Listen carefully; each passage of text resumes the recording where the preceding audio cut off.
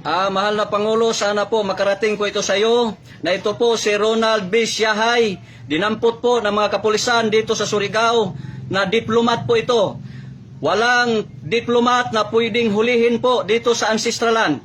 Dahil ito po ang hahanapin na sana po ay makarating po ito sa iyo, mahal na Pangulo. In 72 hours, order ni Dato Adlaw, Supreme Advisor 72 Spiritual Division, nga pagawason nila kay wala sila sa insakto nga proseso. So hinaot unta nga maaksyonan sa madaling panahon sa atong mahal na presidente para malikaya nato ang maong kagubot, no?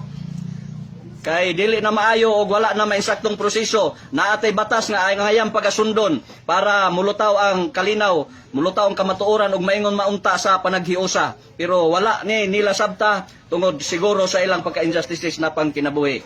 So in 72 hours, ako nanawagan na pagawason si Ronald B. Siahay, kay diplomat kini siya. Walay diplomat nga pwedeng kasuhan nga niya sa Ancestralan, kay naa siya sulod sa community sa Federal Tribal Government of the Philippines. Gobyerno kini siya.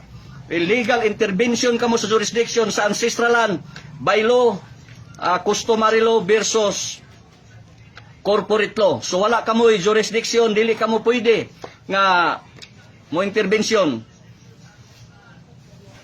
Pagawason kini si Ronald Siahay in 72 hours, order kini ni Dato Adlaw, Supreme Advisor 72 Spiritual Division.